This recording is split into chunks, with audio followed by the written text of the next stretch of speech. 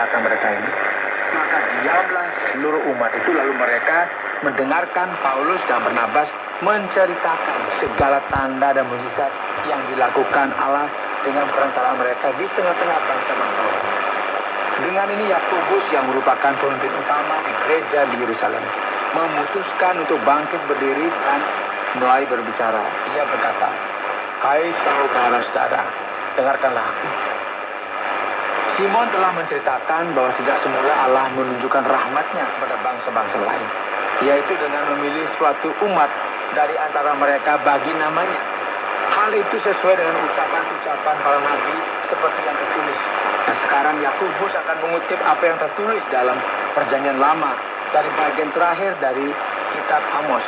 Ketika Amos menubuatkan bahwa di mana yang akan datang Allah akan membuat pemulihan, dan pemulihan ini berkaitan dengan pondok daun yang telah roboh.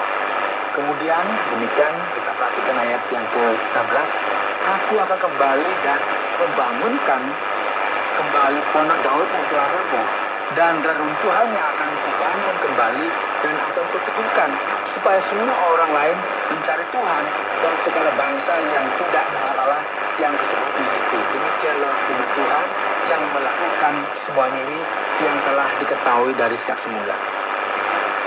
Jika kita memahami apa sebenarnya terjadi pada Kristus Sang Mesias yang datang tepat pada waktu pemulihan dinasti Daud, yang tujuannya adalah untuk memberkati bangsa-bangsa bukan Yahudi.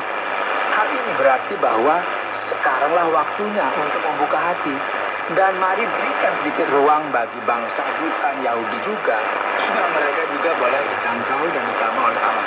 Yakobus pun melanjutkan perkataannya, sebab itu aku berpendapat bahwa kita tidak boleh menimbulkan kesulitan bagi mereka dari bangsa-bangsa lain yang berbalik kepada Allah, tetapi kita harus menulis surat kepada mereka, memberitahu mereka mengenai beberapa hal. Jadi seperti apa yang bisa kita lihat di sini? Masalah utama yang terjadi di sini adalah karena orang Yahudi dan orang Yunani itu berdampingan. Akhirnya keputusan dari sidang dadakan tersebut adalah supaya mereka menjauhkan diri mereka dari makanan yang telah dicemarkan berhala-berhala, dari pecah bulan, dari daging binatang yang mati dicekik, dan dari darah. Sebab sejak zaman dahulu hukum Musa diberitakan di tiap-tiap kota, dan sampai sekarang hukum itu dibacakan tiap-tiap hari Sabat di rumah-rumah ibadat. Jadi tidak benar untuk membuat orang bukan Yahudi untuk menjadi orang Yahudi terlebih dahulu, supaya mereka dapat bergaul baik dengan orang Yahudi. Mereka hanya perlu menghindari 4 hal yang disebutkan di sini. Mereka harus menjauhkan diri dari makanan yang telah dicemarkan berhala-berhala, dari percabulan, dari daging binatang yang mati dicekik, dan dari darah, sesuai dengan hukum orang Yahudi. Maka rasul-rasul dan penatua-penatua beserta seluruh jemaat itu mengambil keputusan untuk memilih dari antara mereka beberapa orang yang akan diutus ke Antiokhia bersama-sama dengan Paulus dan Barnabas, yaitu Yudas yang disebut Barsabas dan Silas. Melalui mereka lah surat ini dikirimkan. Sebenarnya yang terjadi adalah seperti ini. Saudara sekalian, Dewan Gereja telah memutuskan bahwa kita tidak boleh mempersulit keadaan bagi orang bukan Yahudi yang telah menjadi percaya. Sepertinya akan baik bagi Roh Kudus dan kepada kita untuk tidak memberikan beban kepada kamu kecuali beberapa hal ini. Dan sekali lagi mereka menyebutkan 4 hal yang dituntut dari mereka. Surat ini kemudian dikirimkan kepada orang bukan Yahudi yang ada di Antiokhia, di Syria, dan di Kilikia. Maka kedua orang yang diutus itu pergi ke Antiokhia dan memberikan surat ini kepada gereja, memberikan informasi sesuai dengan apa yang kita bisa lihat dengan jelas di sini. Jadi inilah yang terjadi sejauh ini sampai dengan pasal 15, karena bagian akhir pasal ini berkaitan dengan perjalanan misi kedua. Namun kita tidak akan membahas hari ini. Bagian ini akan diakhiri dengan berkata, Paulus dan Barnabas tinggal beberapa lama di Antiokhia. Mereka bersama-sama dengan banyak orang lain mengajar dan memberitakan firman Tuhan. Di akhir dari perjalanan misi yang luar biasa ini, dengan berbagai masalah dan situasi yang sulit, akhirnya gereja bisa berkumpul dan melakukan sidang dadakan dan membuahkan hasil yang damai bagi semua orang. Jadi pendengar yang dikasihi, segala sesuatu yang terjadi dalam sidang hebat yang pertama dalam sejarah gereja Kristen, yaitu kita sebut sebagai sidang dadakan. Anda sedang mendengarkan Jalan 66 dalam rangkaian Kitab Kisah Para Rasul pasal yang ke-14 dan yang ke-15 yang telah dijelaskan oleh Pak Yohanes dengan topik sidang dadakan. Terima kasih para pendengar sekalian, dan sekarang mari kita mengajukan beberapa pertanyaan kepada Pak Yohanes. Pak Yohanes, orang yang lumpuh di Listra ini memiliki iman untuk bisa disembuhkan. Apa artinya, Pak? Dan bagaimana kita bisa memahami akan bagian ini? Iya, Pak Oti, penting sekali bagi kita berkata bahwa Allah dengan kuasa dan kedaulatannya dapat menyembuhkan setiap orang, terlepas dari apapun keadaan orang tersebut. Dan sekarang menarik sekali karena Alkitab hanya sekali menuliskan tentang kuasa Allah yang membangkitkan orang. Saya juga cukup yakin bahwa akan sulit sekali bagi keluarga orang yang sudah meninggal untuk mengatakan iman mereka supaya orang yang telah meninggal tersebut bangkit kembali. Umumnya ada katakan dalam perjanjian baru di mana Allah bertindak seiringan dengan orang tersebut dan orang tersebut memiliki partisipasi aktif dalam sebuah hal. Jadi orang ini menyatakan, dan ini menarik karena terus menatapnya dan melihat bahwa ia memiliki iman untuk disembuhkan. Maksud sebetulnya adalah ketika seseorang menyatakan imannya, iman ini dinyatakan dan dimanifestasikan, sehingga hal ini membuat suatu kaitan dengan kuasa Allah yang berbeda yang mengakibatkan orang ini menerima kesembuhan. Iman merupakan sebuah cara yang benar untuk merespons apa yang Allah lakukan dalam kehidupan kita. Iman ini juga berguna dalam beberapa area kehidupan, dan terkadang kesembuhan fisik merupakan salah satunya. Yang berikutnya kita perhatikan orang Likaonia percaya bahwa Paulus dan Barnabas merupakan dewa. Bukankah jelas sekali di sini bahwa mereka hanya manusia biasa dan mereka ini hanya seorang pelantang saja? Iya, Pak Oti, kita perlu memahami keadaan bangsa bukan Yahudi ini karena mereka tidak memiliki pengetahuan mengenai hukum Yahudi. Mereka merupakan bangsa yang benar-benar bangsa asing dan tidak memiliki pengetahuan, keikutsertaan dengan segala sesuatu yang akan membantu mereka mengerti tentang kekristenan. Jadi mereka ini merupakan bangsa penyembah berhala yang percaya kepada hal-hal yang bukan Tuhan atau kepada dewa-dewa Yunani atau dalam hal ini dewa-dewa Yunani Romawi.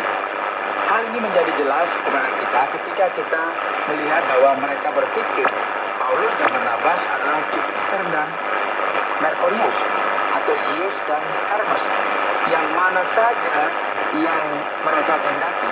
Nah, sebenarnya dewa-dewa Yunani ini merupakan sebagian kecil dewa-dewa dari banyaknya dewa-dewa yang ada di sana.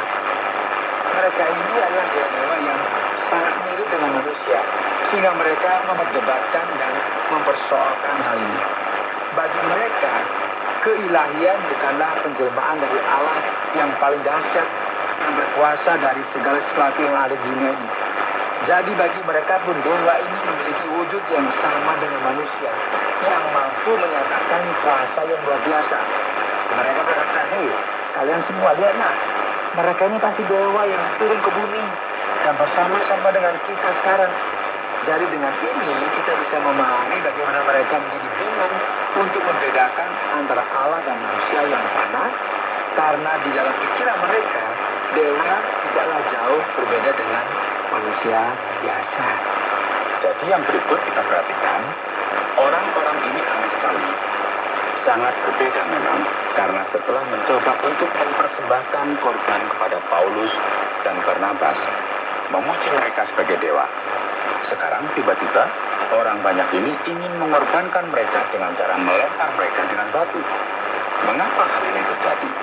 Dan mengapa mereka berubah pikiran? Ya, mereka ini sekarang telah berhasil sulit untuk melakukan hal ini, dan kita bisa melihat di sini bagaimana orang-orang ini tidak tahu apa yang mereka lakukan. Mengapa? Karena mereka ini merupakan bangsa bukan Yahudi yang benar-benar hidup dalam penyembahan berhala. Dan ini merupakan waktu pertama kali Injil sampai kepada bangsa bukan Yahudi, atau bisa dibilang orang barbar yang menyembah berhala, yang tidak memiliki hubungan dengan Allah Israel. Orang bukan Yahudi yang pertama menjadi percaya seperti Cornelius memiliki kasih berbeda karena dia telah mengenal perjanjian lama dan mengenal Allah Israel. Mereka juga telah mengenal hukum Taurat. Jadi yang terjadi di sini sangat berbeda. Orang-orang ini benar-benar bebal dan mereka mulai dimanipulasi. Jadi pada awalnya mereka ingin memberikan persembahan kepada mereka yang mereka percayai sebagai dewa. Namun ketika mereka diyakinkan oleh sesuatu lain, mereka kini hendak melempari Paulus dengan batu. Dan dengan semua keadaan ini, banyak orang yang berpendapat bahwa Paulus telah naik ke surga, mengalami pertemuan dengan Allah ketika ia mengalami masa sulit ini. Pada saat kita berbicara mengenai perjalanan misi Paulus yang pertama, yang penuh dengan problematika, sampai-sampai mereka harus membuat satu sidang di Yerusalem untuk membahas beberapa hal. Mengapa mereka perlu untuk melakukan hal ini? Ya, di sini gereja mengalami masalah yang sangat berbeda. Pertama, pada awalnya setiap orang seperti takut dan khawatir mengenai orang bukan Yahudi yang telah menjadi percaya, yang menerima pesan Kristus, serta Roh Kudus telah tercurah dari mereka.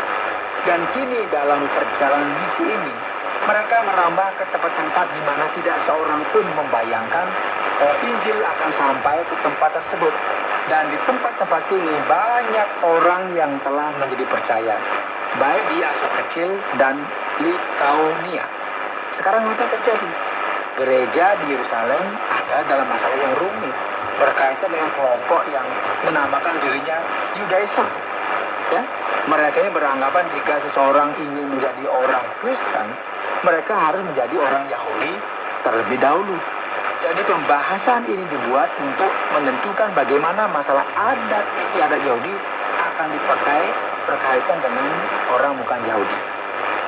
Hal-hal apa saja yang akan dituntut dari mereka, serta hal-hal apa sajakah yang dibebaskan untuk mereka, serta senantiasa memprioritaskan kesatuan umat Kristen dari kedua sisi ini. Nah, Pak Yohanes, saya mulai berpikir mengenai sidang ini, Pak.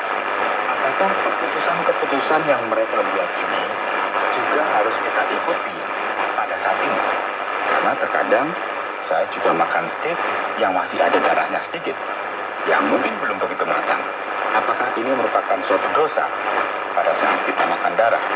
Ini pertanyaan yang menarik bagi semua orang, Poti. Karena ini merupakan pertanyaan yang sulit dan susah untuk dipahami dan dijawab. Ada dua jawaban yang memungkinkan di sini, supaya kita bisa menyelidiki dan memahami mengenai hal ini. Beberapa penulis dan para ahli teologi berpikir bahwa ini merupakan sebuah perintah yang absolut. Mereka percaya misalnya makan darah berarti membunuh atau menumpahkan darah. Mereka juga memahami, dan ini mudah untuk kita pahami, bahwa imoralitas atau percabulan juga dilarang. Serta mereka tidak boleh makan sesuatu yang telah dipersembahkan kepada berhala, karena penyembahan berhala merupakan dosa. Dan ini merupakan sesuatu yang salah. Jadi firman Tuhan kemudian akan menuliskan tentang daging dari hewan yang masih dicekik. Dan beberapa terjemahan berkata bahwa mati lemas. Dan di sini kita tidak bisa memahami semua peraturan mengenai hewan yang dicekik ini merupakan teologi sentral atau berkaitan dengan aspek moral. Inilah mengapa ya ada alternatif lain yang kita miliki di sini yang lebih masuk akal mengenai perintah-perintah ini, yaitu bahwa ini semua merupakan masalah perintah seremonial.